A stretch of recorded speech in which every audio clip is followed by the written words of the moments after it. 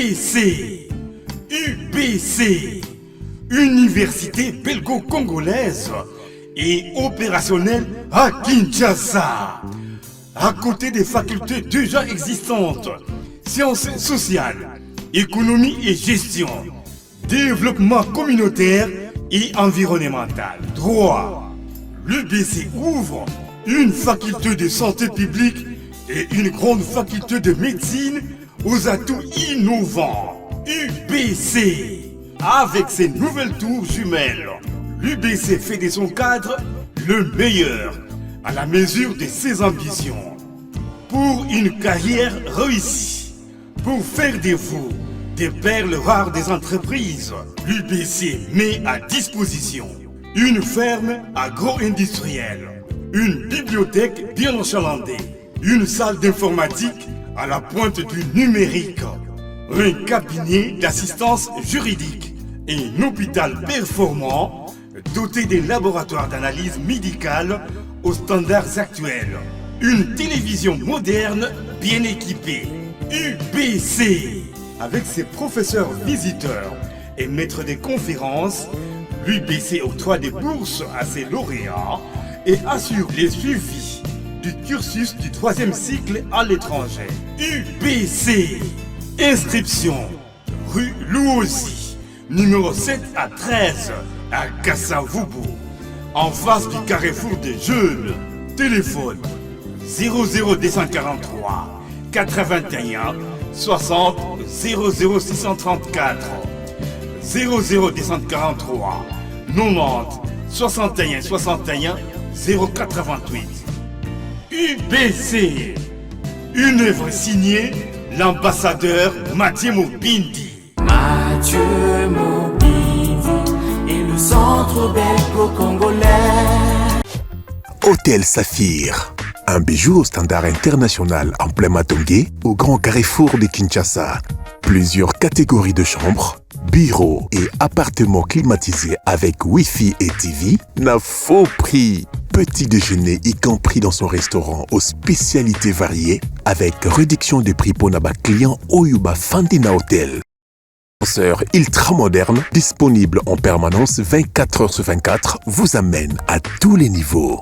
Yaboina Matongé et Salaté. Notre adresse A4 Ikelemba, quartier Matongé, commune des Kalam. Téléphone 084 710 99 99 081 600 8000. Hôtel Saphir, beau cadre, bel emplacement, bon prix et beaucoup d'avantages. Bienvenue à tous. De partout où vous êtes, nous vous disons bonjour et bienvenue na kati ya mokolo ya lelo pe na plateau ya bosolo na politique officielle po ete bolanda penza maema tali basango na kati ya mboka na biso. Kasi lelo tokosolola na ndeko moko tozali na ye na kati ya plateau o penza amemeli biso, s'il faut dire ba révélation ya minene pe ya komeka penza kopesa éclaircissement lolenge bazali kotambolela lolenge pe ba kotinda ba inspecteur na ba entreprise publique po ete bakende kosala mosala bazali kosala ezali ya malamu to ya malamu te, bazali kosala pona kotonga mboka, bazali kosala pona ko détruire bato. Bango ndeko azali na kati ya plateau na biso akopesa biso penza maimanso ya memeli biso, mais avant tout na présenter bino ndeko aza na kati ya plateau tokozwa nano basango oyo tolengelaki bino. Les informations du jour. Au Katanga, Jacques Kiaboula fustige les propos indignes d'un membre de son gouvernement tendant à alimenter la haine tribale. Assemblée nationale, les bureaux sortants rend le tablier au bureau provisoire. Suite Kivu, la barre des 184 cas franchis à Kamituga. Suite Kivu toujours, des agents de l'Assemblée provinciale en grève pour exiger les paiements des 32 mois d'arriérés. Béni, plus de 15 civils tués en 2 jours par des ADF à Batangi, Mbao. Goma, désormais, toute personne qui entre ou sort de la ville doit être identifiée. Kinshasa, Au moins 182 présumés délinquants d'Ikuluna présentés devant la presse. Les législatives fixées au 5 octobre prochain à Kwamount, Rutshuru et Massissi. Le ministre provincial de l'Intérieur du Congo central a décrété un couvre-feu de 5 jours à dater de ce mercredi 31 janvier 2024. Cette décision est prise à la suite de la détérioration de la situation sécuritaire depuis quelques jours. Au Katanga, des coups de feu provoquent le déplacement des populations à Mitwaba. Voilà tout ce que nous avons prévu pour vous comme information du jour. Bozali ebele, bozali kolanda TV moko, batu ebele, boko talabiso, bozwami na Europe, topesi bino mbote, bana Allemagne nyonso, bandeko bako talabiso, boali na Italie, bozali na Espagne, Belgique, France, partout où vous êtes, topesi bino mbote mingi. Boali kotala biso pe boali na Canada, mbote na bino, bozwami na ngambo ya États-Unis, topesi bino mbote pe Afrique mobimba, toyebi ete ba pays ebele, et sepelaka penza kolanda moko ya émission oyo epesaka bango actualité na lolengo ezali ko se dérouler na kati ya mboka na biso République démocratique du Congo. Toali na mwana mboka Dionite Kaninda azali expert en communication publique. Ndeko Dionite Kaninda mbote na yo. Mbote mamelo, mbote na bandeko balandi nyonso ya bosolo na politique. Merci pour na libaku bopesinga na solo na bana mboka. Voilà, c'est le plaisir aussi pour nous. Lolenge penza oye ko répondre na kati invitation na biso na bosolo na politique officielle kasi mwana mboka yo ali s'il faut dire aux experts en communication publique mwana mboka il y a quelques heures ba inspecteur il y a IGF tomoni bango na kati ya ministère et enseignement primaire, secondaire et professionnel et pas yote bazali pena kondongwana pe bazali ko recevoir na ebité ali ba instruction et ali ba échange parce qu'apparemment il y avait pas échange pour le ministre Alobi bo ali baninga na ngaiti. Donc ça chauffe entre le GF et le ministère de l'EPST dirigé par Tony Mwabakazadi. Nous allons d'abord revenir en images parce que TV Ali Radio T bandeko batala ce qui s'est passé et nous allons analyser mot à mot les propos du ministre Tony Mwaba et nous allons revenir tout juste après. Vous venez dans un ministère, il y a un ministre, vous êtes des inspecteurs des finances, vous débarquez dans un ministère qui est géré. La première des choses à faire, c'est se présenter chez le ministre, lui présenter ne serait-ce que l'ordre des missions qui vous envoie dans ce ministère. Que je sois ne serait-ce qu'informé que les inspecteurs des finances sont là, ils veulent faire... On va filmer, monsieur, on va filmer. Suivez-moi. On va filmer. On vous donne l'ordre des missions, vous venez vous présenter au ministre avant le travail. Est-ce que vous l'avez fait? Comment vous pouvez vous comporter plus qu'un parquet? L'inspection des finances n'est pas au-dessus de la loi. Quand vous venez, j'apprends que vous venez chez le comptable, vous l'avez ravi 1000 $. Les inspecteurs des finances arrivent pour ravir un comptable 1000 $. Vous allez avec ça où? Vous lui ravissez tous ses effets personnels. Vous êtes tombé aussi en infraction et ça c'est du banditisme. Et ça, moi je ne peux pas accepter. Quand vous arrivez, le ministère est géré par un responsable, vous présentez l'ordre des missions, on vous oriente, vous allez faire votre travail. Ici il n'y a pas de voleurs, messieurs. Que ce soit les enseignants fictifs, les écoles, tout est en ligne. Alors quand vous venez, sauf si vous avez une autre intention, et je suis informé, là on vous a utilisé, je vous dis mes chers frères, vous êtes en train d'exécuter une sale besogne. Mais ce que je n'ai pas apprécié, c'est ça. En tant que ministre, je suis au bureau, vous débarquez, vous commencez à saisir des choses, vous ravissez. Quel est le mandat du parquet qui vous permet de ravir à quelqu'un 1000 $? Est-ce que Jules Alinguet vous a demandé d'aller ravir un comptable 1000 $ à main? Si vous avez besoin d'argent, demandez. Les effets personnels, vous confisquez, vous demandez à un service, pour qu'il y ait des dépenses, il faut votre autorisation. Est-ce qu'il y a un problème? Dites-moi un peu. Là, il y a un problème. Un inspecteur des finances n'est pas aussi au-dessus de la loi. Vous n'avez pas appris qu'il y a eu un détournement. C'est pour faire ce que vous faites là et vous commencez à faire du théâtre et vous avez exagéré. Je crois que là, la justice va s'occuper de nous tous et vous avez exagéré. Commencez par remettre les 1000 $ que vous avez ravis à un agent de l'EPST.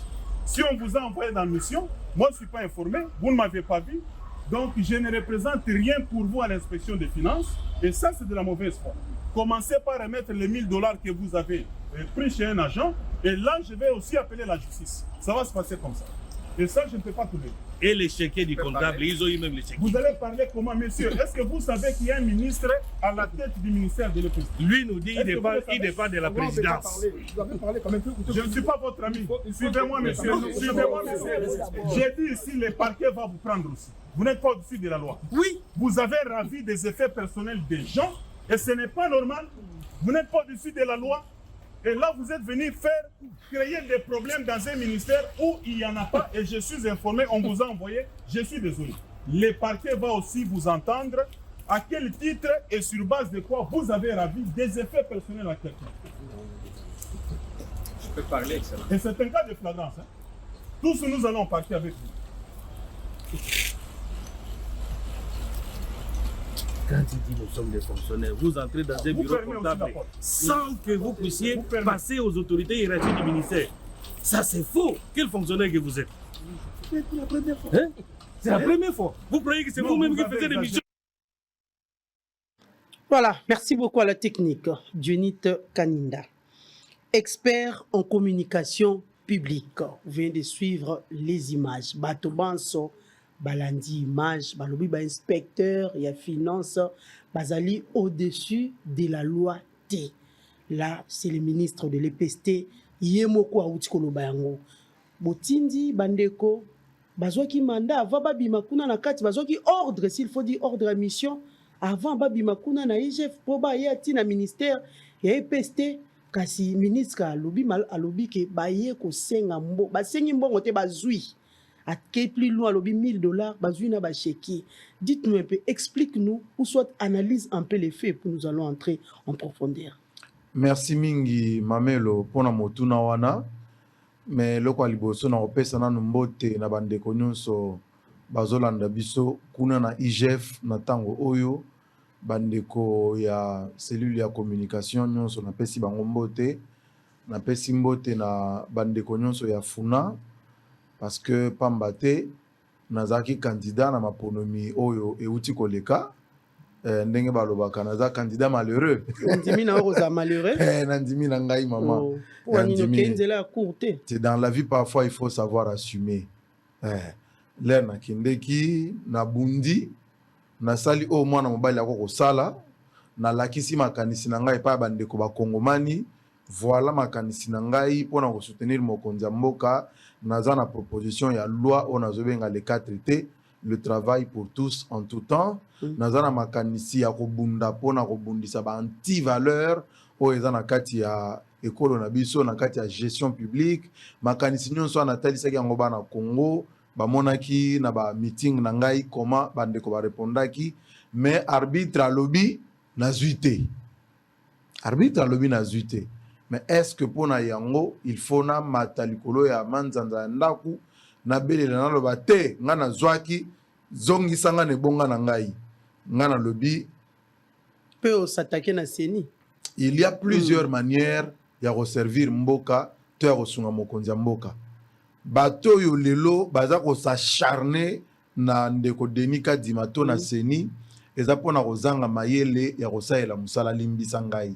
Parce que ngana yebi que makanisio naza nango ba loi o naza nango eza ba loi na yebi ke kosunga peuple congolais na minute oyo na zongi na vandi na nukimia na bandi kotala bandeko oyo bakei na pesi bango félicitations bandeko ya Funa o ba proclamer bango na pesi bango félicitations sika wana zotala nani ako mériter nazwa mibeko oyo ngai na komi na pesa yepote amema yango kuna na Assemblée nationale. Donc il y a plusieurs manières ya kosunga mokonzi mboka ezaka kate okota kuna avantage ya okota kuna ezaka que ceux qui yo moko mokomi ya loi au porter yango pona ko défendre dans l'Assemblée nationale na ceux qui opesi muto akende ko défendre yango na place na yo ezandenge mokote nde avantage kaka ya okota kuna mais en soi intérêt à servir peuple etikali kaka ndenge moko avantage wana ebungite tozanango. Et loko ya mibale eza que IGF lelo eza moko ya ba institution les plus sérieuses ya Congo na bandeli inspection générale ya finance eza moko ya ba institution to bandako ya mosala oyo eleki sérieux makasi na Congo. Mais la cette preuve, fois-ci, nous avons vu la preuve, l'IGF a preuve dépassé les limites ou la quoi? preuve en est que omoniti nazoloba na yo boye avant ngana kende nasala makambo ya politique na campagne électorale la loi est obligée ngana IGF nasala mise en disponibilité na komi mise en disponibilité ozoka sérieux alors que na ba entreprise mususu atomoni bato bazali ba candidat à continuer à travailler dans quatre entreprises. Directeur candidat, DG candidat, PCA candidat. Tout le monde va continuer à faire ça. Mais na IGF balobi papa, le ponyo que nous sommes en politique, kende nanu comment mukanda mise en disponibilité na komi mukanda balobi kende nanu. Soko silisi bongo komeli biso ebisi biso ke aussi lisi bongo ndesika tozongisi. Ozoka niveau ya sérieux. Alors que na ba entreprise mususu, ba ministre mususu ba continuer ki na bango sala. Va continuer à travailler. Est-ce que vous avez la mbongo ya l'État to éviter? Est-ce que vous avez la mituka ya l'État to éviter? Est-ce que vous avez la bureau ya l'État to éviter? Mais yoka niveau ya sérieux o yezana IGF. Na longwe wana. Na yena motuno tuninga mama mamelo. Image to uti kotala nga na lingi d'abord na pesa longonia. O babengaka félicitations na ba inspecteur ya IGF pour na attitude na bango. Et là kisi que bazana auteur moko boye. Parce que oyebi so bon bon auteur c'est que ministre nda kiti. Te nga nazo lo ba likambo ya ba inspecteur na linko lo ba penza likambo ya ministre te. Oyebi ceux qui osa en face ya muto azo tomboka. Muto azo ganga. Muto azo silika. Muto azo tetuka. Yo bando vanda ki ozo tala e. Il faut avoir une capacité de maîtrise, hein, madame. Il faut avoir la capacité, il y a comprendre makambo sur yo. Et tikana féliciter ba inspecteur wana. Balaki si que baza dans une très bonne école. Parce que ce qu'on l'a dit makambo ministre à lobby, au jour d'aujourd'hui, vidéo wana est comme une pièce à conviction. C'est-à-dire, parce que oye ministre à Sengaki. Alobi nabi no nangai non avant na koma wana ba senga ki liloba ministre azali pe na safari à grise so bazongi sepso na image. Moi je me demande ningana ki moke po senga liloba mais ministre abi je suis pas ton ami quand même c'est vrai lobi va garder calme mais senga quand même liloba car c'était na règle la politesse c'est la bongo deux personnes ne peuvent pas parler au même moment ceux qui deux personnes bazolo banambala moko aza poli moko aza impoli. Normalement, ceux qui ont lobby, il faut natika yo loba. Pongana loba na kosenga yo, est-ce que na okipe ko loba? Ceux qui permettent ngana loba na lobby. Mais ceux qui permettent ngana loba te, par politesse, na kotika la kimia. Et c'est ce que les inspecteurs ont fait. Et je crois que attitude wana, les attitudes ya kokumisa pe ko féliciter. Mais moi je n'ai pas compris pourquoi est-ce que ministre il fallait qu'il atomboka mamelo. Mabe ezalaki wapi parce que tuninga est-ce que bazalaki na ordre de mission oui ba inspecteur ya IGF les trois inspecteurs bazalaki muni na ordre de mission ça c'est une obligation procédurale na IGF boko kenda na bureau mon côté na entreprise mon côté et pas mutu mon côté bokende sans ordre de mission, c'est impossible na IGF. Mais le ministre a bien dit. Na ordre de mission. Ordre de mission, c'est bien bon. Ordre de mission na bango. Ça? Ordre de mission na bango. Leur ba komi, ba pesi lo sako, ba présenter ordre de mission na bango et pas yande ko papi mangombe moleka. Nde mutu. Ya zaki wapina. Aza mokonzi kuna na dinakope. Azaki na administration bango mission na bango bayelaki dinakope bato yo bageraka ba fond oyo etali neti makambo ya examen d'état bakambo neti ya ba fond ya suivi ya ba makambo zusu ya na niveau ya ministère dinakope yango neza ko se charger na yango mais baye ba présenter ordre de mission Mais moi, je me suis posé la question parce que IGF n'a nous réagir officiellement. Réaction à IGF et Koya. Connaissant bien l'institution, n'a dit que réaction et Koya. Mais quand il y a une réaction, il y a précipitation. En et posant quand il y a une actions réaction, il y a... en communiquant. IGF est communiquer. Okay. Comme d'habitude, IGF est communiquer. Pour nous ça, la version des faits. Parce que empêcher qui va inspecteur. Pourquoi avoir filmé? Quelle était l'intention? Il y a filmage, Ouana. C'était quoi l'intention? Il y a filmage. C'était justement, il y a humilier inspecteur, na inspection générale, il y a finance. Alors que institution Ouana, et ça institution, j'espère que tu relèves ça la fierté à Congo. Il y a un rapport qui a été publié il y a 2 jours. Mamelo. Rapport Ouana Ezo classé RDC, République démocratique du Congo, 162e sur 182 nations enquêtées en matière, il y a corruption. Donc RDC est parmi les 15 pays les plus corrompus dans le monde. Les plus corrompus. Mais dans le rapport Ouana, Transparency ONG Ouana et Commission Inspection Générale et Finance pour la Mosala et Sali depuis les 5 dernières années. Mosala IGF et Sali, ba Commission Ngobalobi, Mosala Ouana et permettre pour la dénoncer ba acte de malversation financière. Mais entre-temps, ba Betimoa et Gogo na appareil judiciaire Yambo Canabiso. Mais pendant que ba ONG wana ya international ya libanda ezo kumisa musala ya IGF. Mais à l'interne, musala ya IGF baza ko méconnaître yango. Moi je me suis demandé est-ce que le ministre azalaki obligé ya ko faire filmer. Je ne sais pas ce qui vraiment idée wana outie pas ministre. Ministre Azamutu ya Lokungu. C'est un professeur à l'université. Vous avez suivi la vidéo. Inspecteur Basengi Batika ko filmer parce que ezalaki makambo moko interne. Oui. Et ezalaki makambo moko interne. Ceux qui bande ko ba éviter pona moni batu bazo koma biloko na WhatsApp lelo yo parfois sans koyeba makambo bazo koma. Il faut bande ko bazo landa biso ba yeba yango. Hein? Oh, ils ont constitué inspection générale, il y a finance. Nazo tanga article 12, hein, article zébélé, mais tanga article 12.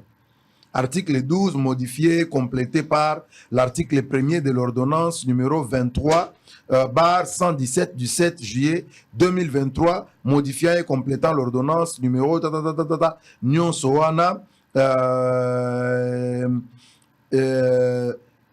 voilà. Et l'inspection générale des finances accomplit toute enquête ou mission d'audit, de contrôle, de vérification, de contre-vérification et de surveillance des administrations financières de l'État, de la Banque centrale du Congo et de tous les autres services, organismes, établissements publics de l'État ordonné soit sur instruction du président de la République, soit à la demande du gouvernement, soit sur réquisition des autorités judiciaires. Le contrôle de l'inspection générale des finances intervient selon les cas a priori, concomitamment ou a posteriori, suivant les types de missions diligentées. Article 12, on est le bilisou. Les inspecteurs des finances effectuent leur mission sur place et sur pièce. Toutefois, pour la préparation de leurs interventions, les inspecteurs des finances peuvent requérir un accès distant permettant aux bases de données professionnelles des services soumis à leur contrôle. Porteurs d'un ordre de mission, ils ont le droit de se faire présenter sans formalité protocolaire quelconque, toute pièce et tout document nécessaire à l'accomplissement de leur mission. Ils peuvent requérir un accès en lecture à toutes les bases de données et applications informatiques utilisées par des services contrôlés ou audités dans la réalisation de leurs activités. Wana eza mobeko oyo tata mokonzi ya mboka asinya pona IGF. Elakisi nini? Ba inspecteur ya IGF mosala na bango bako kosala contrôle moko a priori concomitant to a posteriori, c'est-à-dire eza na contrôle oyo bako kosala avant ba acte ya gestion ezala poser. Elakisi que avant muto abimisa mbongo misolo ya l'État, avant ba bimisa yango basala dépense, ba inspecteur ya IGF baza na droit ya ko contrôler mbongo ebimina nute, mais bango ba déjà ko contrôler avant ba acte à la poser. Contrôle concomitant, c'est-à-dire yo pendant que ozo poser ba acte bango bazo contrôler yo lisu likolo lisu bakoki pe ko contrôler yo après avoir fini d'effectuer les actes de gestion. Aussi lisi ko sala ba dépense bango baye ko contrôler yo. Mais procédure yo kamamelo article 12 na uti kotanga. Vous débarquez pour voilà. la première chose à faire. Article 12 na uti kotanga wa présenter ordre de mission et pas un ministre. Article 12 na uti kotanga wa elobi nini? Elobi Rebi, il est très important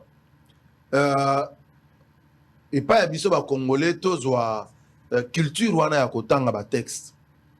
Wana équipé mutute ozala colonel, ozala ministre, ozala journaliste, ozala médecin. Na ka ba juriste ba lobaka mingi, nul n'est censé ignorer la loi. Mobeko o eza ko régir ba inspecteur ya finance. Et le biboye. Inspecteur ya finance tango azoya ko contrôler administration, service quelconque à l'État, établissement moko, musala moko boye ya misolo. Tango inspecteur azoya ko contrôler yango. Aza soumis na procédure protocolaire T. Aza soumis na ba formalité protocolaire T. Non. Yebisangai mamelo. Par exemple. Yebisangai mamelo. Par exemple, secrétariat des administration, il passe directement dans le bureau de ministre. Mamelo yebisangai. Bozana responsable na bino awa na kati ya bosolo oyo azako s'occuper na makambo ya finance. Oya s'occuper na trésorerie na caisse. Bambongo ndenge zokota. Soki le patron ya bosolo ndeko nanga Israël Mutombo na pesi mbote kote azali na malili kuna soki apesi ordre et pas ya le patron et administration alobi na ye na lingi otalela ngai kuna na caisse kuna makambo ezoleka ndenge nini soki ye moto batindi aza na posa ya kodécouvrir makambo eza na caisse.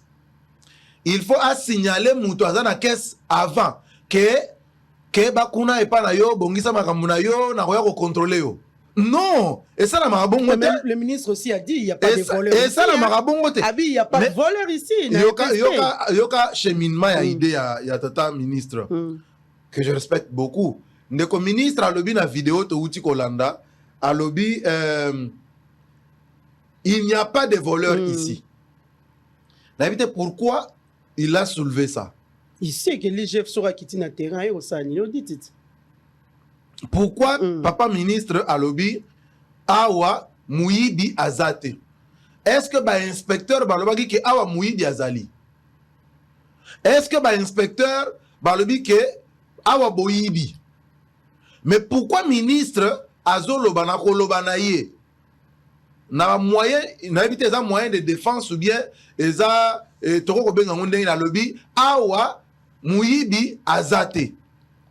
Et puis dans l'enchaînement ya ba idée na ye à lobby le parquet justice et ko s'occuper na biso nyonso. Il va s'occuper de nous tous. Oui. Il était clair d'ailleurs. Parce que nga naza analyste nazo analyser malobaya papa ministre la awa Mouyibi Azate wana eloko liboso. Yami balé justice eko s'occuper na biso nyonso na bino na ngai. Et pas ba inspecteur azo reprocher bango nini le fait que ba présenter ordre de mission T. Yami balé azo reprocher bango que bazui mbongo $1000. Mais entre-temps, l'air nga nazo tanga na réseaux sociaux, nazo mona kuna bazo lobake, ba inspecteur bazo aki $1300 na €300. Mais ministre azoloba $1000. Sikoyo qui dit vrai? Na réseaux sociaux nani a commis qu'ils ont pris 1300. C'est les PST. Ba journaliste ba lobby, ba inspecteur. Le ministre a confirmé. Ba inspecteur bazui $1300 na €300. Mais ministre hier de son côté à lobby, ba inspecteur bazui $1000. Siko nani a lobby vérité nani a kosi entre ba journaliste nani de communiste. Financier a bimisi $1000 ndenge nini. Maman. Chez qui est pebimi ndenge nini. Ba inspecteur bazoya. Ba inspecteur IGF ba d'abord na mboka oyo les inspecteurs de l'IGF sont parmi les agents de l'État les mieux payés.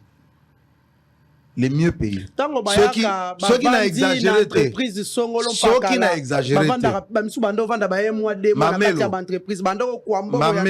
Mamelo. Ceux qui n'a exagéré. Na mboka oyo na Congo, il n'y a pas des agents de l'État qui sont mieux payés que les inspecteurs ya IGF.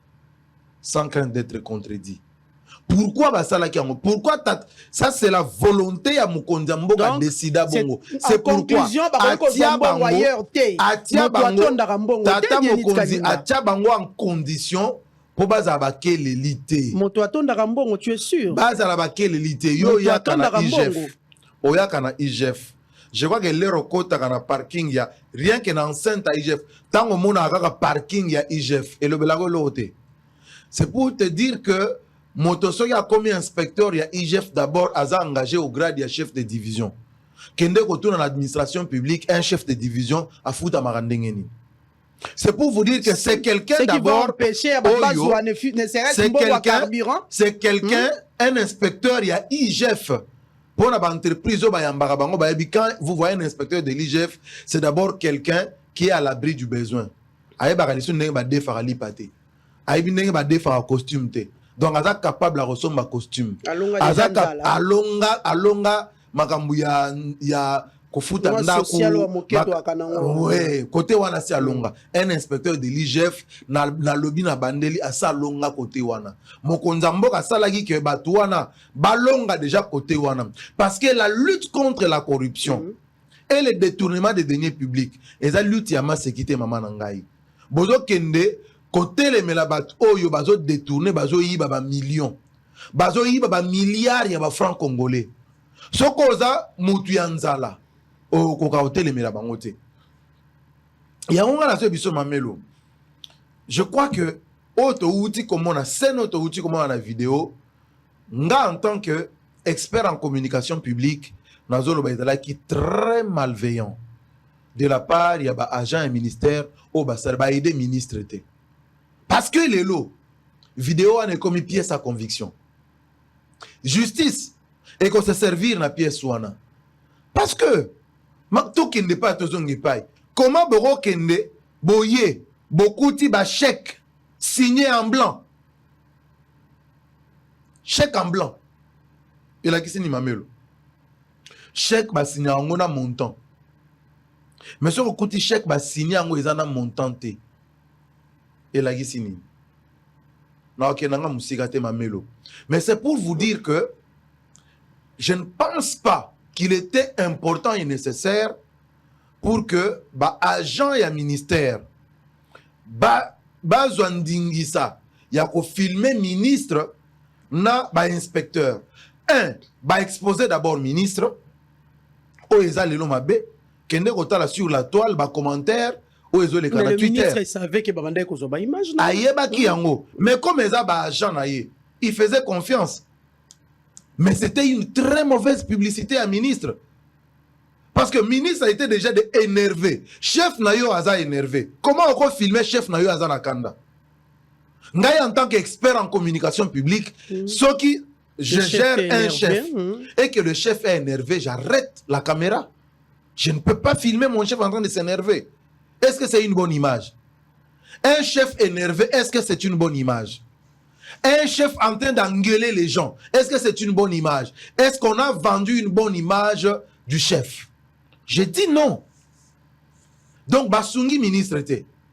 Mais ça, les erreurs, il y a pour la communication, c'est des erreurs qui arrivent, mais je ne pense pas qu'il était sage de pouvoir. On a filmé, oui, parce que sur Tali, ce n'était pas en direct.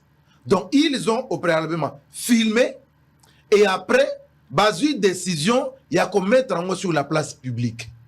Est-ce que c'était à l'avantage du ministre ou du ministère? Moi, en tout cas, en tant qu'expert en communication publique, j'ai dit non. Et ça, qu'un avantage n'a été. Des deux, ce qu'Otali Makambu ministre à lobby n'a qu'à tirer vidéo. Otali ordre de mission au qui signé. Et ça qui destiné pas dans le cabinet à ministre. Et ça qui orienté vers le cabinet du ministre T. Et comment est-ce que Bakoya Kopé ça est ordre de mission? Bazala qui orienté vers un service précis. Bakeye pas service, on va présenter ordre de mission. Va se présenter comme Ndenge ministre Ado Senga. Mais comment est-ce que le ministre a eu comme à côté comme mais Babengi bien sûr. Ça c'est clair, non? Nous pouvons analyser. Babengi non, il y a un côté inspecteur Bakubayawa. Et pour vous, le ministre était agité? Il s'est agité? Je ne peux pas dire que le ministre était agité, mais c'était de l'agitation. Ouais.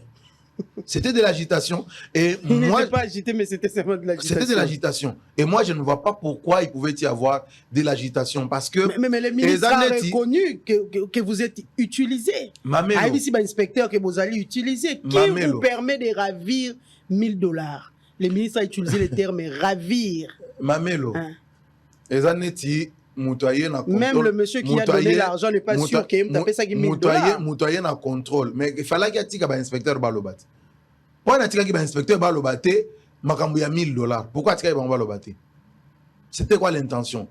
En leur empêchant de donner leur version devant la caméra. Il y a un ministère. C'était quoi l'intention? En leur privant le droit de s'exprimer.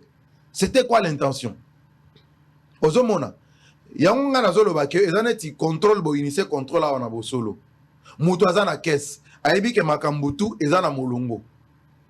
Journal na ye ya comptabilité eza à jour. Makambutu ezana molongo. Ata bo yebisie il est dans son bureau. Ata bo surprendre na 22h. Toni to contrôler yo. Ako s'agiter. Ako s'agiter te.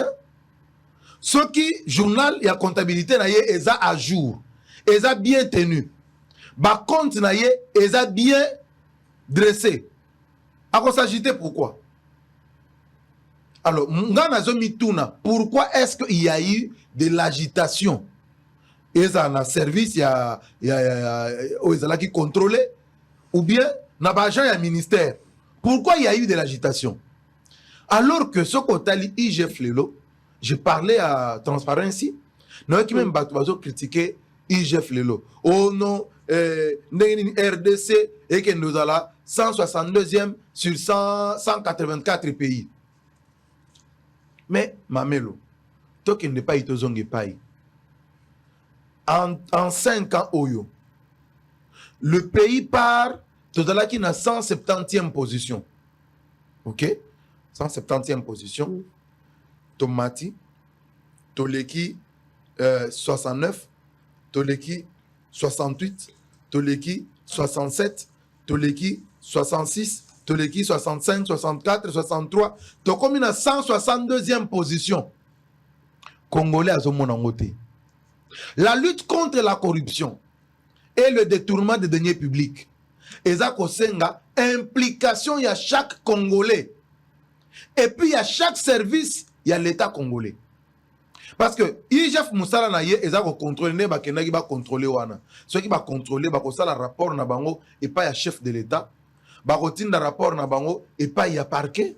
Ba ko tinda rapport na bango et pas ya ba service eza habilité ya ko poursuivre bato yo baza ba coupable ya ba acte ya anti-valeur ba acte ya mégestion na kati ya misolo ya l'état.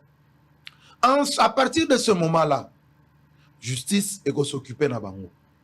Musala IGF suki wana. Mais entreprise ebele lelo bakomi ko banga balobi IGF akoma ko terroriser ba entreprise hein. Mais co-terroriser, ça veut dire quoi? Peut-être yango pe ministre yango qu'on a émission na lobby. Ceux qui mutuaza clean. Ceux qui mutuaza clean. Aibité mais vous donnez l'image peut-être. Ceux qui ont yibité. Hein? Oyibité boza 5 na kati ndako. Ba lobby en tout cas $100 ebungiao. Bino no sobo telemana tozo contrôler bino. Yo yibina yo. Est-ce qu'on s'agite? On s'agite ta? Ata bache 20 contrôleurs ba ye wana batandani contre yo moko. Est-ce qu'on s'agite? On s'agite te. Ata contrôleur tokendena réflexion moko extrême. Que contrôleur a respecté procédure te. Menga na yebi que na yibité. Est-ce que na robanga? Na robanga te. Ah, on doit contrôler nga. Oui, yaka. Contrôler nga. Fouiller partout. Fouiller. Ce qu'on y a dans la bilamba, la longoli. Luka $100 ebungi. Mais mouto a yebi que $100 ils en a kata caleçon. Ce qu'on va le bio bazo contrôler. Awazala kimia te. Rwana ndeko yoka libumwe bandi pasi. Rwana ndeko yoka palpitation bandi. Pourquoi? Parce que ayebi que azana $100 na kata caleçon. Donc entreprise mon côté le ekokoloba que IGF ils ont traumatisé IGF. Au contraire, moi je connais des entreprises. J'ai vu bakonzi à Sonaïdroc. Baye par 2 fois na IGF. Baye ko senga IGF yaka osunga biso o encadrer biso. Parce que IGF ya kaka ko contrôler te. IGF ya kana 2 types de mission. IGF ya na mission ya contrôle. IGF ya na mission ya encadrement. Et misala wana nyonso mibale IGF tango azo ya ko sala yango c'est pour l'intérêt il y a développement commun. Il y a des personnes dans le Congo qui ont soif. Il y a se développer kaka bango moko. Il y a se développer. Il y a bonga. Ado tout à tout le nègre comme millionnaire. Ado tout à tout le nègre comme milliardaire.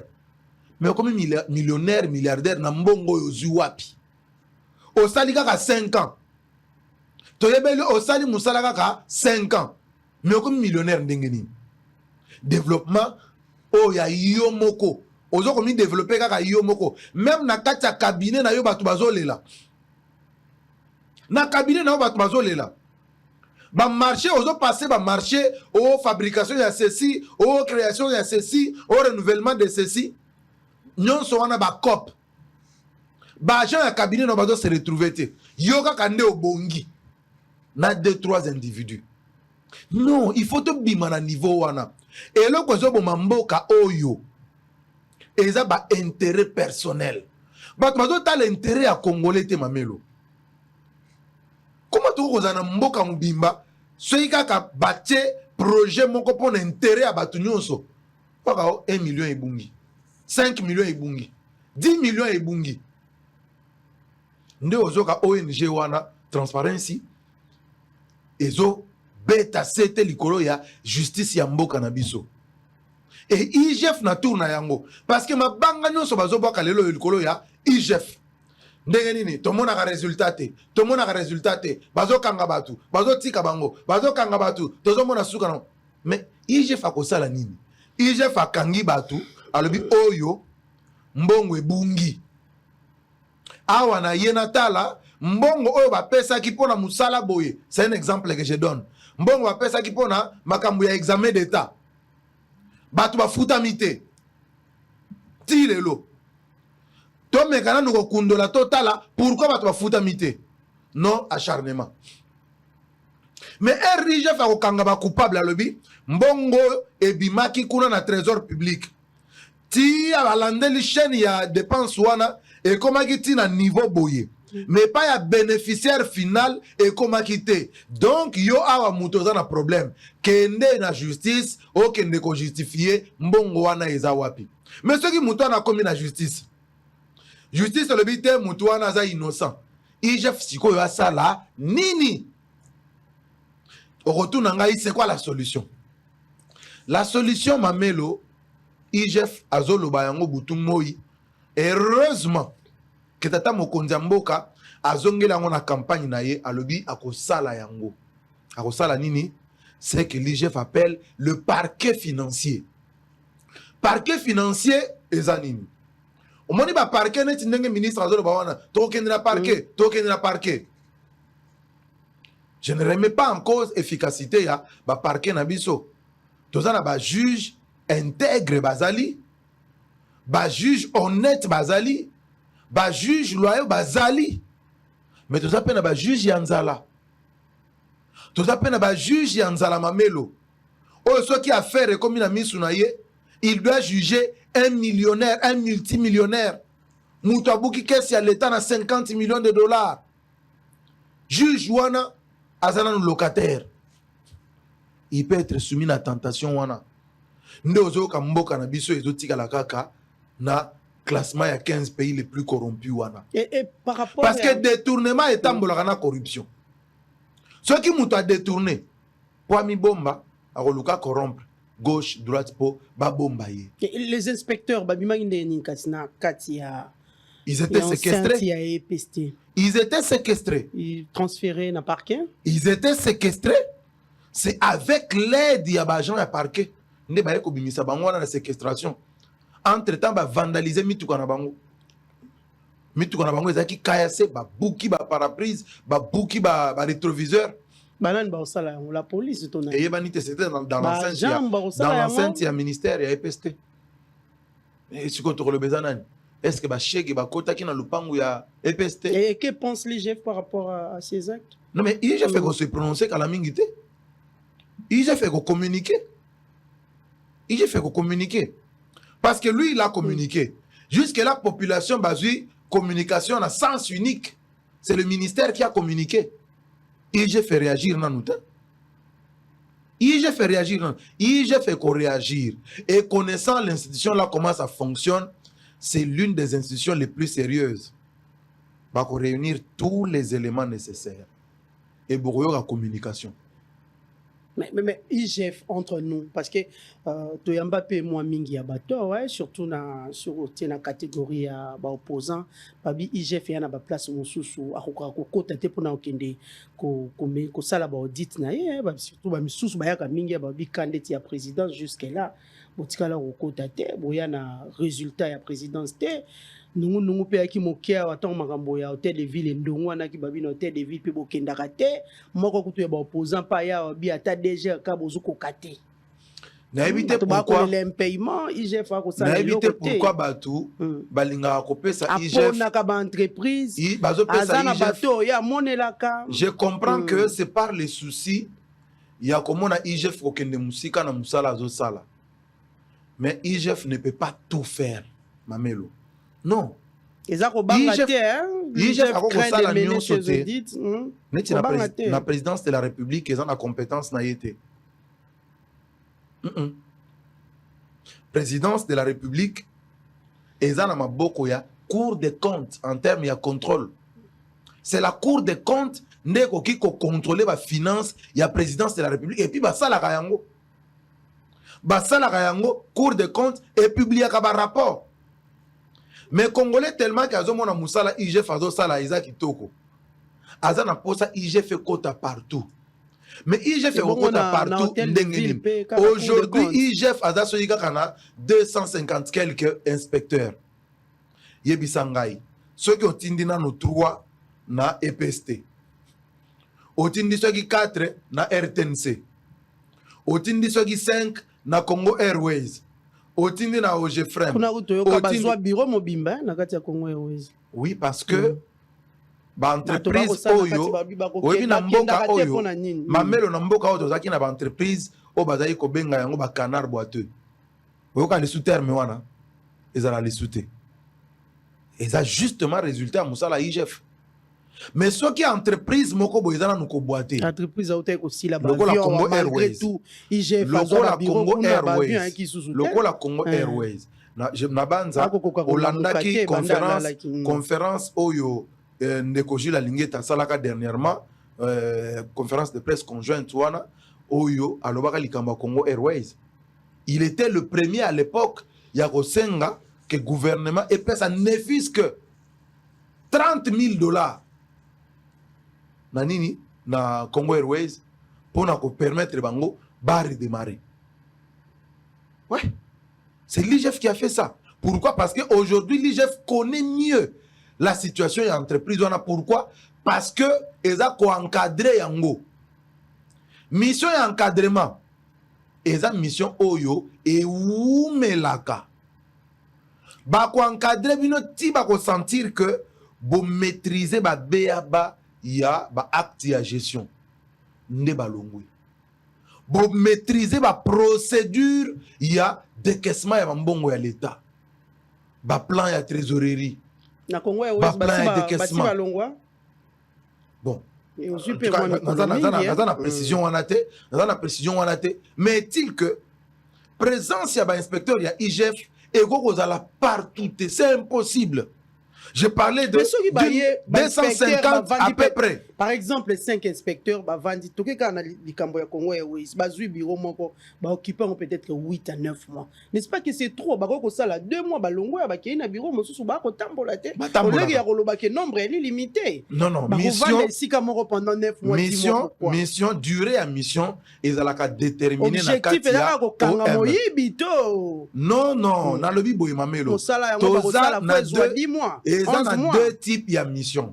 Et dans la mission, il y a contrôle. Dans la mission, il y a encadrement.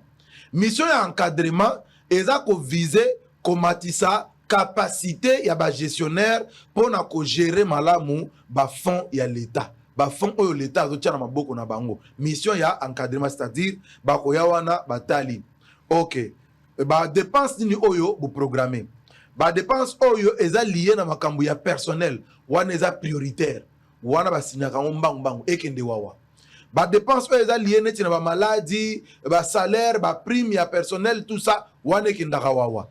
Mais ba dépense nyonso o eza lié par exemple na ba achat ya ba fourniture, ya ba boyer tout ça, ya ba fournisseur wana bazwela kango tango.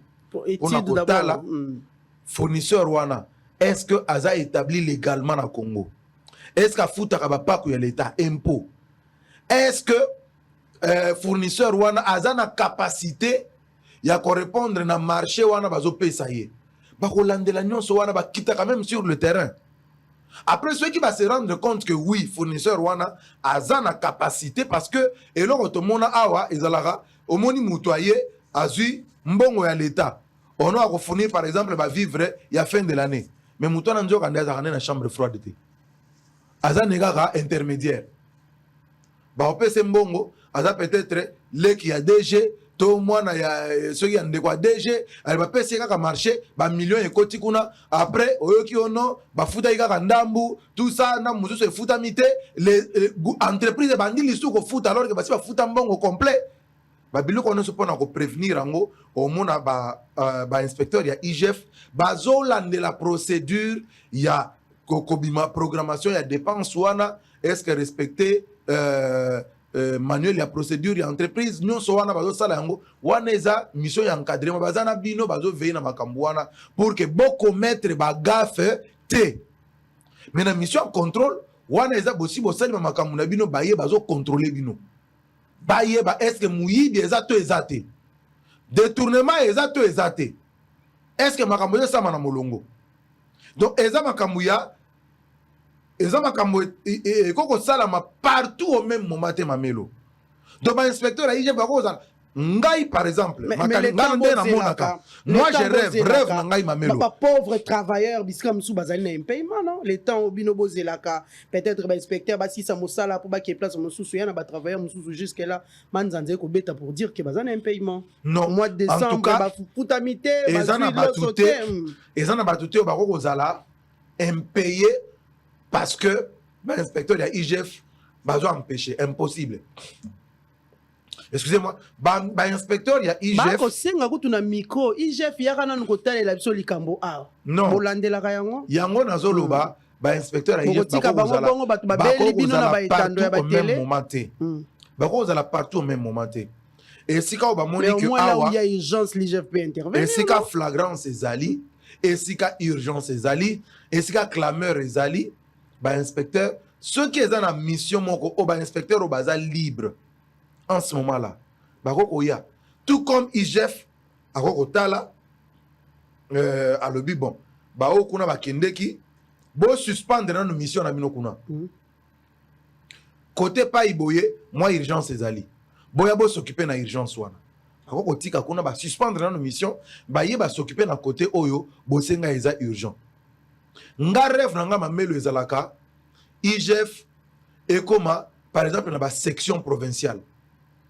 Boza na section moko eza na Katanga, eza na Kasai, eza na Grand Bandundu, eza na Grand Équateur, donc ba section est tongami partout. Et vous avez le Kige à Wanagishasa, Oyo, ils ont géré maintenant sur le plan national, section à travers la République. Un peu à l'image, il y a Aner Lelo, Aner les a représenté sur l'ensemble du territoire congolais. Donc, il fait ça Moussala Moko parce que lutte contre la corruption, madame, et ça lutte Moko ya PTT. Et ça, la Mboka, Oyo, Basala, siècle. Pour la Kolonga, corruption à détournement. Il y a la lutte contre la corruption. Et ça, c'est une implication, il y a pouvoir politique. Pourquoi? Parce que la plupart, il y a bateau, il y a qui manipuler l'État, qui dépend de notre pouvoir politique. Et on a besoin, il y a accompagnement à la politique, dans le sens pour que politique, pour que l'appui politique et permettre IGF et l'andabatunion se croire au-dessus de la loi. Parce que Aouti na parti politique Kingandi, parce que Aouti na regroupement politique Kingandi, parce qu'il y a autorité morale, il y a regroupement politique, il y a force politique Kingandi, il peut savoir qu'il y a contrôler yété. Ata eu 1 million à l'État, ata eu 2 millions à l'État, bako simba yété.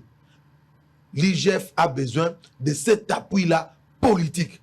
Et là, comme on se souvient, la lutte contre les sentiments et l'impunité. Il y a des gens qui pensent que Bango va punir Bangote.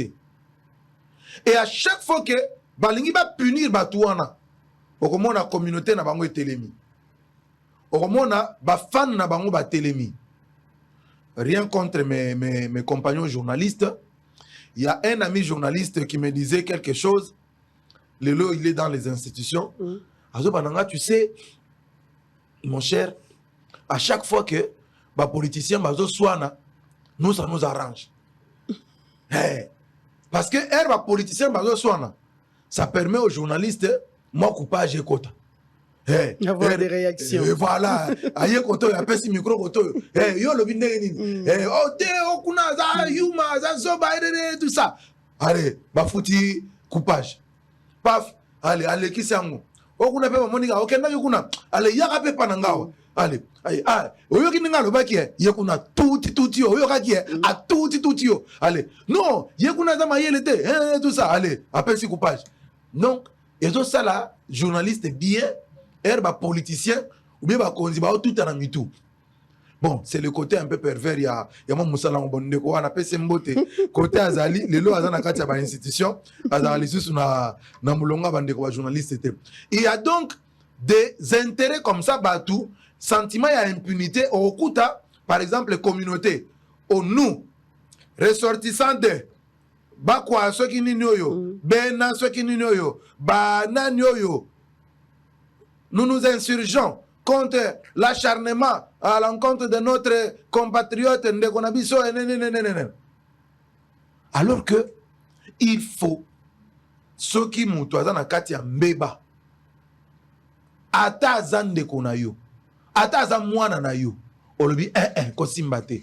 Petite anecdote kulutu moko azobetelanga lisolo alobi bavandina le Sphinx. Etienne Tshisekedi, on a salué mémoire naïe depuis Bokeh naïe. Aujourd'hui d'ailleurs, hein, voilà. C'est son anniversaire. Le lot est anniversaire. Je crois 7e année. Hein? Voilà, 7e année depuis Bokeinaye. D'heureuse mémoire, le Sphinx. Nommé premier ministre. Moko ya bana na ye. Aye ko bisay bon, papa, na otanga kombote, bon, comme bauti ko nommé yo boye, quand même tout ça bana premier ministre. Sombela biso quand même mutu kana biso, quand même nga pena na mwa mutu kana ngai, na bande ko nanga otambola na ngo tout ça. Le Sphinx a allié. Je vous achète avant une voiture. Et le peuple congolais en ce moment en train de souffrir sous le soleil. Et moi, je vous achète des voitures parce que vous êtes enfant de Premier ministre. Nous allons combattre pour que tout le peuple congolais ait la même possibilité de se déplacer. Vous allez vous déplacer dans les transports en commun comme tous les Congolais. Via lobby et salaire cher de poule. Pourquoi? Moutouana zalaki na niveau moko ya ko penser république. A privé ko somme la bana ye moutuka en tant que premier ministre, po bana yeba comme na confort moko boy. Alors boko tambola na transport kaka ndenge bozali ko tambola kala. Komba na biso eza ya Congo e bonga. Congolais nyonso azwa moyen ya déplacement na ye. C'est ça le sentiment qui doit animer le peuple congolais dans son ensemble aujourd'hui. Bandeko bazu ba poste ya ba parcelle ya pouvoir. Il faut pas animer un sentiment wana. Il y a côté les mela, makambo ezo viser ba intérêt égoïste. Ba intérêt personnel. Défi mususu o eza liboso na biso apona IGF. Eza comment ko récupérer ba fonds ya l'état. Eza na maboko ya bato. Bato yo bakanga. Ba sambisa bango. Mususu justice condamna bango. Mais bambongo etikala kozonga na caisse ya l'état te. Comment il faut bambongo wana ezonga? Comment il faut récupérer ba immeuble batonga? Comment il faut récupérer ba villa ba somba à l'étranger? C'est ça aussi le grand défi. Mais IGF a ko sala ngoye moko te. Impossible. Wana eza responsabilité ya appareil judiciaire na biso. Bazuzi na biso nde sengeli basala musala ba zongi c'est la congolais ba droit na ye. Ba millions ya peuple il faut ezonga. Et si quand Otokomi le lona président Tshisekedi, oui, on a fait un pas, mais ce n'est pas suffisant. Yangonga na Zoloba, deuxième mandat ya Mukonzi Mboka, il faut un mandat d'imposition. Mamelo na Bandeli. Deuxième mandat ya président Tshisekedi, il faut un mandat d'imposition. La rentrée autour nanga mandat d'imposition denini. Mandat d'imposition est un mandat oyo Mokonza ko appliquer le quoi lobaka le salut du peuple et la loi suprême. Moto soki ayibi akotana no boloko. Makambu ya présomption ya innocence. Il faut imposer le changement. Il faut imposer le changement. Il faut imposer le changement. Dictature, non? Madame, yebisanga mboka nini na mokili se développer na démocratie. Mboka nini? Mboka nini se développe la démocratie.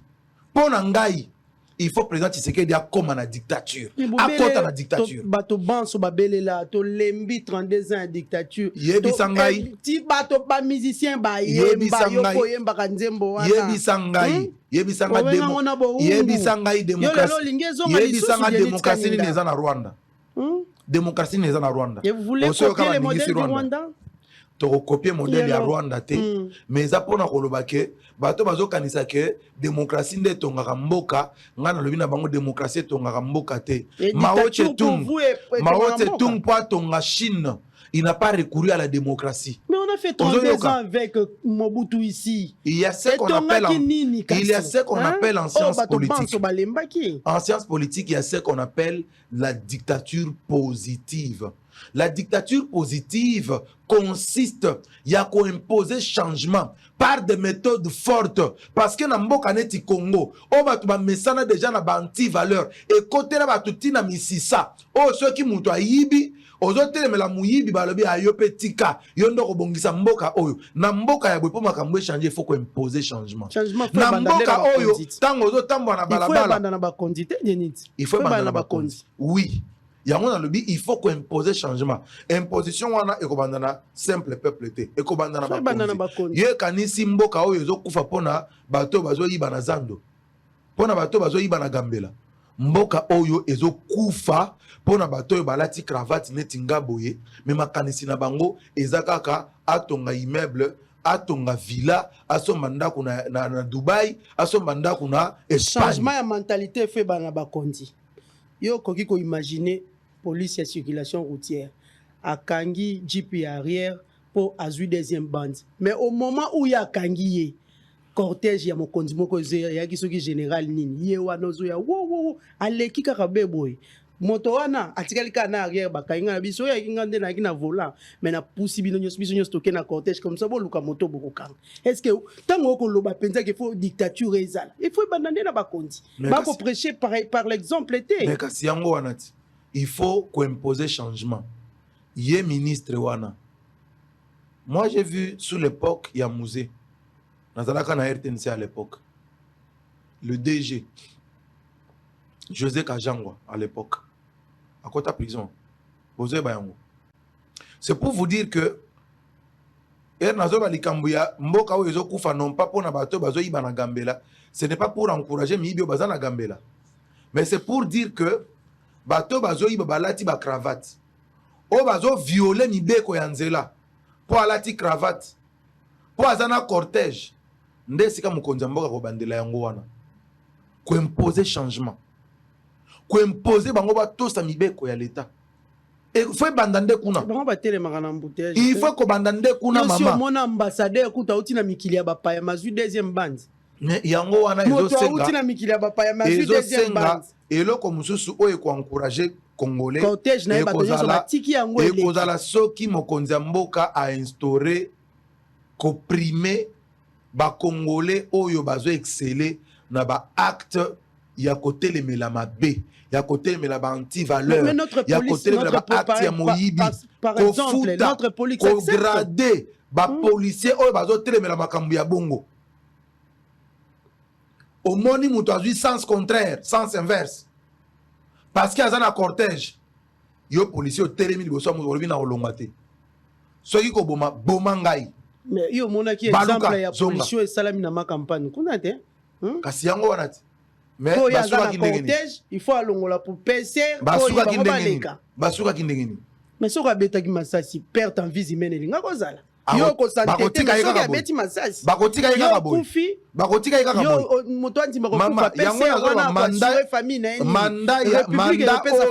ni mandat oyo il faut dans la mandat ya imposition c'est-à-dire peuple congolais mututu il faut azala na ete soki omona ki image wana ya PCR oyo atelemela ki militaire wana pem wana oyo abetaki masasi likolo lui peut-être parce qu'il avait le courage mais mon sous akobanga na yeba beta masasi pour changement ya na mboka oyo ezosenga congolais nyonso alata courage oyebi moi il m'arrive des fois na koti quelque part nalobi te oyo esalamaka boye te nazoya na nzela naza na bande na ngai nazo respecter code ya nzela mais omoni mutu moko ye azo respecter code te aye azo luka yo otikela ye place ye a violé nzela a violé code de la route aleka et puis yo koleka sima azo tombokela yo kutu moi il m'arrive na ba circonstance a bongo na temi na bina ko bouger te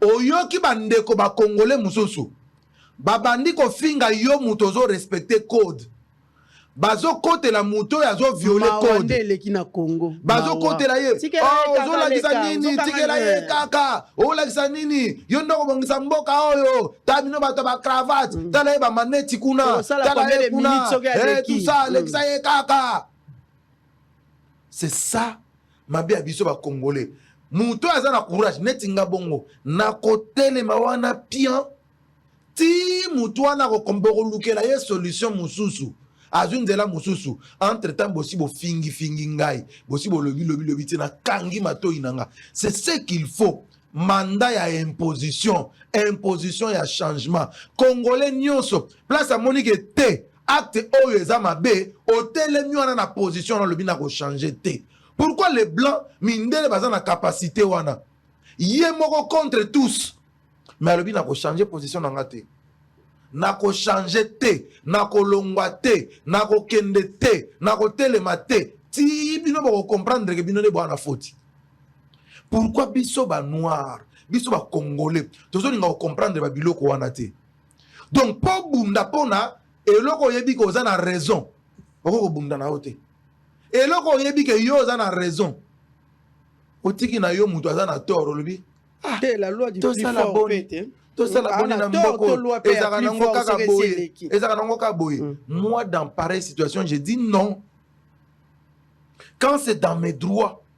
Ceux qui n'ont pas que yo za na anti-valeur oza ko prôner anti-valeur ozo kumisa anti-valeur na ko tambola na yo te na ko respecter yo te muto yo alubi aza mokonzi mais azo respecter mibeko ya mboka te azo mériter respecter ndo yo kaka IGF alobaka la désapprobation sociale kasi babi pe IGF alobaka banzungu ningana eka makele ya pamba ndo yo kaka IGF alobaka pamba ba nyonso bakota ina boloko presque ba politicien balili ndo yo kaka IGF alobaka ndo kaka IGF alobaka mutu wana soki ayibonga politicien ayibo meme na chipoyi bondi mana bino bomeka na chipoyi bobandi okende bokomika côté mai ya salité eza wana tu bobwaki ye adindi na kati ya mai ya salité.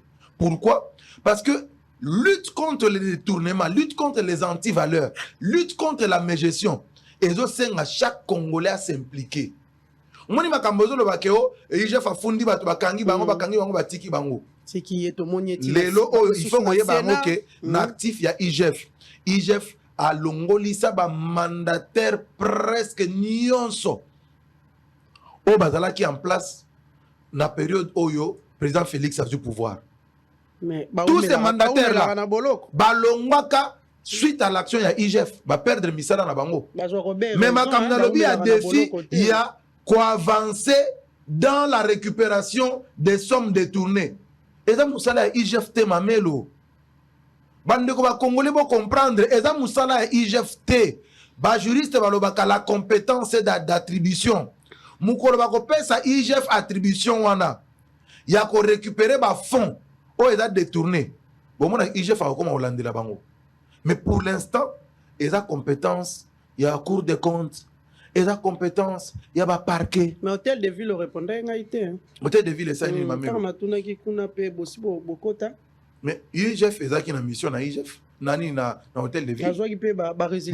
Ministre ya finance oyo ba bengana na musala awa. Ministre ya finance o ba bengana na nini awa. Na kaka sous mandat ya Ngobila awa ya gouverneur Ngobila. Azalaki ministre awa. Izalaki suite à quoi? Izalaki suite ya musala IGF. Ba bengana ministre wana. IGF alobaki ministre wana il faut quoi? Moi déjà une entreprise au bato ba ko se plaindre comme un ministre wana pe ya kaka. Non, il faut qu'il y ait banano. Il y a un autre mandat. Il y a un autre mandat imposition. Mandat imposition, c'est-à-dire quoi? Mandat imposition, c'est-à-dire quoi? Mamelo, mandat imposition, il y a un koloba. Président, il y a nommé Batouti. Ba ministre. Hein? Il a nommé ba ministre. Mais la ministre bitumbe comme yapi, na ba parti politique. Na ba regroupement politique. Pour na routine na ba candidat, ministre, vice-ministre, ministre d'État. Vice-premier ministre. Mais par routine d'appel miyibi. Mais mandat imposition chef de l'État rotala. Botindi bato. Namoni bato wana aner chekelenga bangonan. IGF chekelenga na bato yo. Nani kuna brigade criminelle chekelenga bato yo. Ceux qui va remonter que bato wana baza personne moko baza crédibilité, baza intégrité, baza moralité. Surtout que ça l'arabe même personne. A kocha bango de côté. Même personne. A kocha bango de côté. A ko nommer bato selon volonté na ye. Bato yo bakoya ko sala musala au peuple azo zela kokisa. C'est ça aussi le mandat d'imposition. Moto anda ko sala depuis Mobutu, aina Kabila, aina Kabila fils. Aina Félix Tshisekedi. Wana za problème te. Anera checker selon ngai wana eza problème te et aka malamu abimi pe ministre mamelo mboka pona kotonga ngo elobi te il faut batiaka ba jeune bon c'est ba jeune bana ba mayele te. Et vous êtes sûr? Oh, ici au Congo vous êtes jeune, non? Oh, mais vous je suis jeune. Parmi les jeunes intelligents. Je suis jeune. Dans le billet bon soki ba jeune bana ba mayele te. Donner la chance aussi aux jeunes. Ata ba mayele te. Non. Donc ngana lobi mamelo renouvellement ya classe dans un politique parti politique, j'espère renouvellement Mamelo na lobby Mamelo na lobby qui s'assume Mamelo na lobby renouvellement ya classe politique, ça n'a rien à voir avec l'âge politique, rien à voir. Moutaro zala na âge politique assez à sali 40 ans na politique, 60 ans na politique. Mais aza compétent. C'est la même personne qui a changé Mamelo yokangai. Mamelo Moutouana azana 90 ans. Mais il peut être président de la République à 90 ans. Tout le monde a un moukili. Mais Moutou, asa koli, mayele sili, à atteindre on a bengaka faible physiquement, non? À atteindre on a bengaka 90 ans, vous allez faible physiquement. À atteindre on a bengaka le point d'incompétence. Yo zanango, ngana zanango. Parce qu'à un certain moment de la vie, tu vas tout donner à Bosolo. Au pesa nyonso yebi. En ce moment, il est en train de tout donner. On le voit partout. Il est partout. En train de tout donner. Parce que quoi? Il a encore ses compétences. Mais jour à comme on a point, il y a incompétence. Ça signifie qu'il a tellement donné. Tellement donné.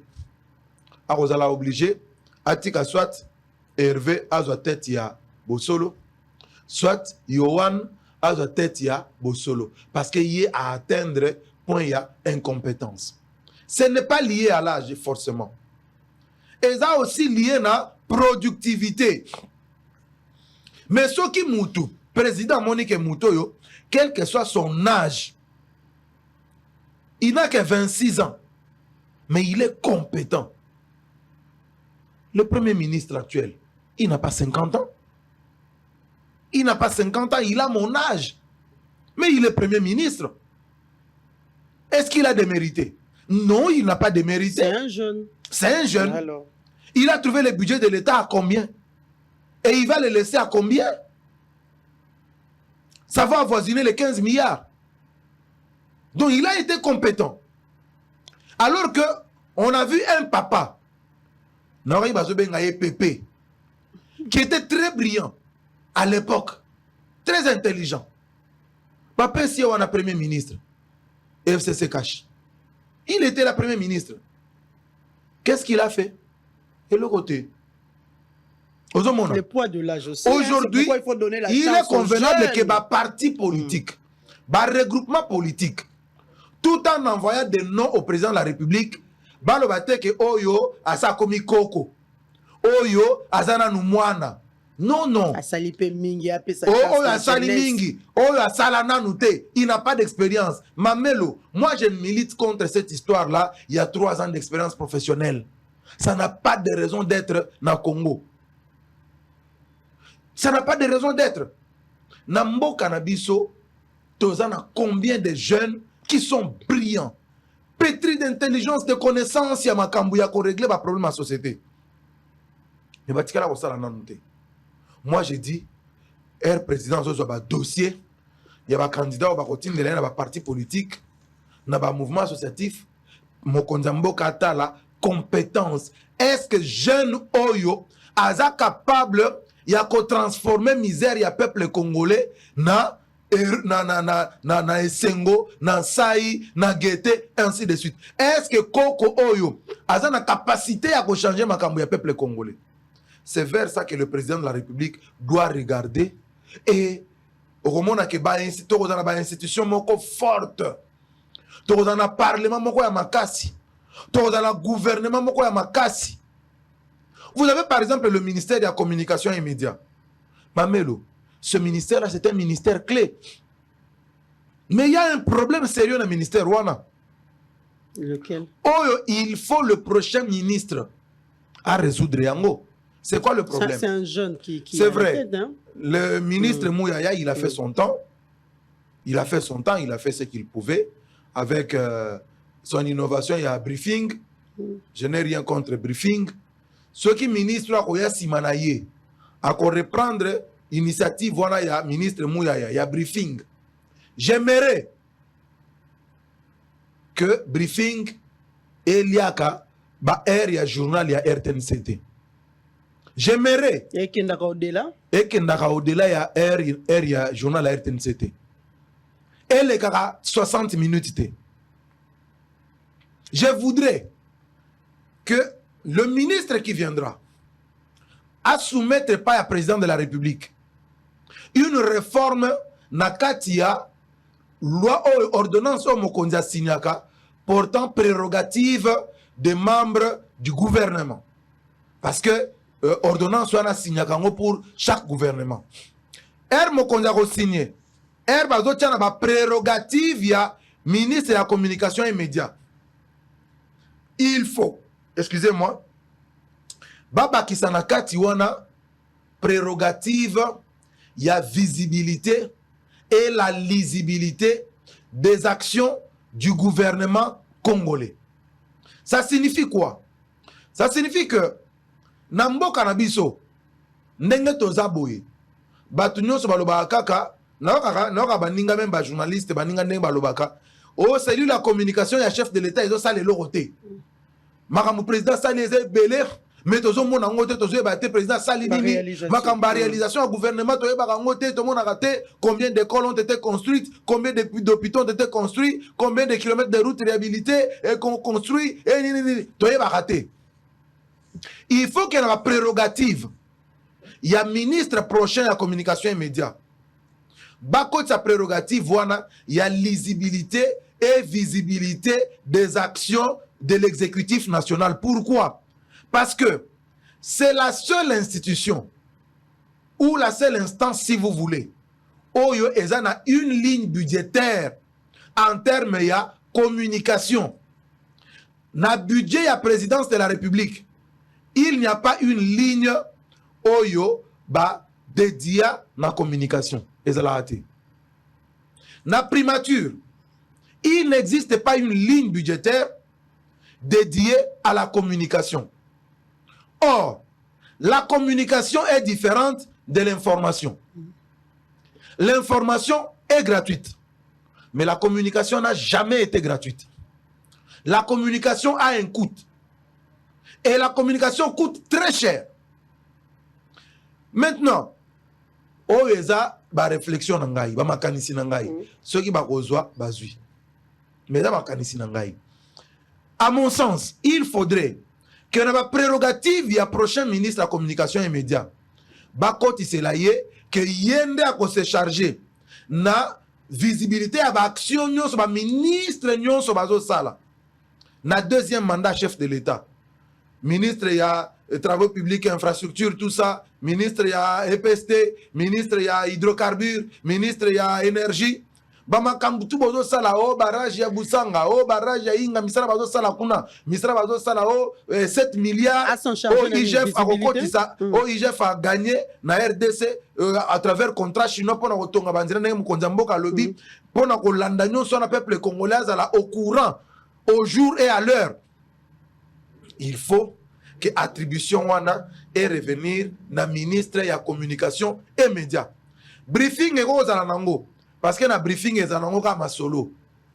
Mais ba kota aspect wana il y a visibilité, il y a action, il y a gouvernement comme attribution, il y a ministère. En ce moment là, tokotika makambo ya ko s'attaquer na primature, na présidence de la République, la présidence de la République ne communique pas. Moi je suis expert en communication. Maintenant nous parlons avec vous, je suis doctorant en communication. Dans ça la doctorant na IFASIC. Chargé de communication, il y a institution moko donné, il y a président de la République, rôle naïe mamelo, ezali sauvegarde, il y a image, il y a institution naïe to, il y a chef naïe. Donc mutuna Eric Ngindu denge bomona kewana, Eric Ngindu musala naïe, eza ko soigner, ko entretenir, ko veiller sur image ya président de la République. Marcel, ndeko Marcel wa dans la primature. Moussala naye, ezali image ya premier ministre. Et d'accord rendre visible était ba action ya ba membre ba réalisation ba membre du gouvernement. Non. Et là Moussala na été. Donc il faut attribution wana ezonge la ministre ya communication et médias. C'est des réformes qui peuvent venir. nous le disons parce que nous aimons que les choses marchent correctement. Mokonza Sengi, salubrité médiatique. Vous avez dit que tu as un mandat ici. Salubrité, on est salamité. Ezaki, Moussala, va pesa qui a ministre de la communication et médias. Vous avez dit que Moussala, on a président de la République, a bimi seli en bon webele. Mais il a la complété. Moi, en son temps, en tant qu'expert en communication, maman Nanga Mamelo, en tant qu'expert en communication, l'air va bengi si ba état généraux. Ba bengi si Mukonza Mboka. C'est vrai, on a été exclu. Bon, tozaki peka raté et tinda et toza la kaka. Bande comme ça, sur Yamaye, les journalistes, bazalaki kuna. Mais ba ke ba sali ba état généraux de la presse. Ba silisi. Ba bengi si pe Mukonza Mboka ya ko clôturer. Et elle bimisi ba recommandation. Nathalie ba recommandation les actions 80 ceux qui paient combien. Nathalie on a analysé on a équipe nangai. Na monique ba recommandation on a ba état généraux et ko aboutir na salubrité ya média na bisoté. Et ko aider journalistes congolais. Je suis allé voir le ministère de la communication et médias. Na yebi sabango vous avez fait fausse route. Moussala obosai na ba état généraux et ko sunga presse congolaise té. Et que sunga ba média congolais te et que sunga ba journaliste congolais te. Oh non nana ibisi yo bongo est-ce que ba recommandation yo biso to rendre na no public te ndenge ni yo lo ba ke ba recommandation nga le bi ngai na ba canon na ngai na tomber sur ba recommandation na bino ata ceux qui bo rendre na no public te na tomber sur yango. Voici ce que vous avez dit 1 2 3 4 5 6 7 8. Voici mes propositions. Voilà. Pour retrouver mbongo pour une entreprise de presse, regardez na établissement ou na bocha pour la publicité. Regardez ce que vous pouvez faire là-bas. J'ai amené mes propositions là-bas. Et ça qui est pris en compte? Et tu as la lettre morte et tu la résolution. Na zela pe ba résolution wana barandra ko na biso bino na bosolo a bozwa yango. Donc vision wana mukonza mboka zalaki nango pour na ko assainir espace médiatique et tu la ko sala maté. Voilà, nous devons et nous le disons, c'est parce que nous aimons ce pays et nous devons travailler chacun en ce qui le concerne pour que Mboke kende liboso. Voilà, merci beaucoup à vous, Yenit Kanina, expert en communication publique. Et c'est moi qui m'a cassé pour recevoir une Katia Plateau Nabiso. Merci Mingi Mamelo. Voilà, je voulais suivre l'élément. Il y a l'annonce qui a été faite de manière officielle sur les contrats sino-congolais qui a été révisité. Sous l'impulsion de son Excellence, Monsieur le Président de la République, chef de l'État, Félix-Antoine Tshisekedi, la RDC avait entamé depuis 9 mois des négociations pour le rééquilibrage de gains entre la RDC et les groupements d'entreprises chinoises dans l'exploitation de la Sicomine. À l'issue de ces négociations, un mémorandum a été signé entre les deux parties le 19 janvier 2024. L'inspecteur général de finances, chef de service, qui a participé activement à ces négociations, a livré à la société civile de la RDC, ce vendredi 26 janvier 2024, les contenus des ententes qui se résument de la manière suivante. 7 milliards de dollars américains pour la construction de routes nationales en raison de 324 millions de dollars américains par an et 624 millions pour l'année 2024. 1,2% de royalties sur les chiffres d'affaires annuels des 6 communes pour la partie congolaise. Autre avantage que devra bénéficier la RDC, la cogestion du barrage de Boussanga avec 40% de part de la RDC et 60% pour le GEC. La commercialisation par la GECAMINE de 32% de production de la Sicomine et enfin la présence de Congolais dans le poste de gestion comme DGA et dans les finances et commercialisation des Sicomines.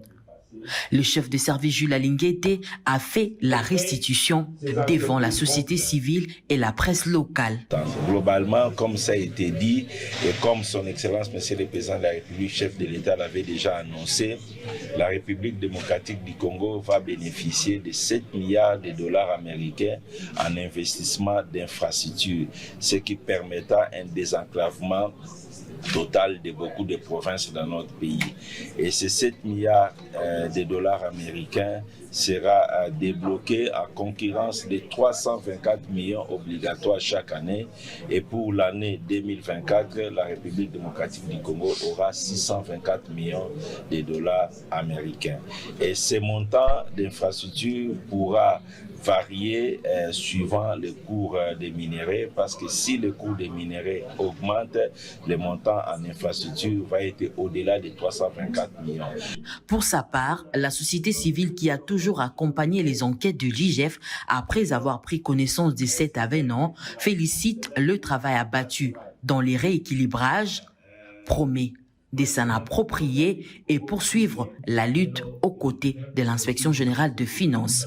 Nous constatons que grâce à l'IGF, il y a un pas en avant, il y a un grand pas en avant qui a été fait.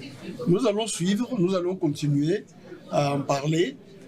C'est pour cela que la première chose était de recevoir quand même la société civile, la grande société civile. Ça a été fait. Ces mémorandums d'entente publiés à ces jours et les résultats de la volonté ferme du président de la République, Félix Antoine Tshisekedi, de remettre la RDC dans ce droit. UBC, Université belgo-congolaise, est opérationnelle à Kinshasa. À côté des facultés déjà existantes, sciences sociales, économie et gestion, développement communautaire et environnemental, droit, l'UBC ouvre une faculté de santé publique et une grande faculté de médecine aux atouts innovants. UBC, avec ses nouvelles tours jumelles, l'UBC fait de son cadre le meilleur à la mesure de ses ambitions. Pour une carrière réussie, pour faire de vous des perles rares des entreprises, l'UBC met à disposition une ferme agro-industrielle, une bibliothèque bien enchalandée, une salle d'informatique à la pointe du numérique, un cabinet d'assistance juridique et un hôpital performant doté des laboratoires d'analyse médicale aux standards actuels, une télévision moderne bien équipée. UBC, avec ses professeurs visiteurs et maîtres de conférences, l'UBC octroie des bourses à ses lauréats et assure les suivis du cursus du 3e cycle à l'étranger. UBC, inscription, rue Louosi, numéro 7 à 13, à Kassavubu, en face du carrefour des jeunes. Téléphone 00243 81 60 00634 00243 90 61 61 088. UBC, une œuvre signée l'ambassadeur Mathieu Mobindi. Mathieu Mobindi et le centre belgo-congolais. Hôtel Saphir, un bijou au standard international en plein Matongé, au grand carrefour de Kinshasa. Plusieurs catégories de chambres, bureaux et appartements climatisés avec Wi-Fi et TV n'a faux prix. Petit déjeuner y compris dans son restaurant aux spécialités variées avec réduction des prix pour naba clients Oyuba Fandina Hotel. Ascenseur ultra moderne, disponible en permanence 24 heures sur 24, vous amène à tous les niveaux. Yaboina Matongé et Salaté. Notre adresse A4 Ikelemba, quartier Matongé, commune de Kalamou. Téléphone 084 710 99 99 081 600 8000. Hôtel Saphir, beau cadre, bel emplacement, bon prix et beaucoup d'avantages. Bienvenue à tous.